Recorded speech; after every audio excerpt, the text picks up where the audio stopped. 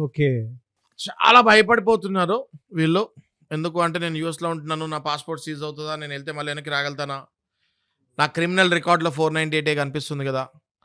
నాకు నెక్స్ట్ ఏదైనా ఆఫర్ వస్తే ఈ బ్యాక్‌గ్రౌండ్ చెక్‌లో ఈ క్రిమినల్ రికార్డ్ కనిపిస్తే 499 నాకు జాబ్ రాదు గదా!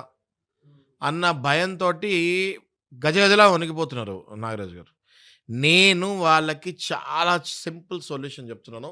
మీ మీద 498 పడి, మీ తప్పు లేదు.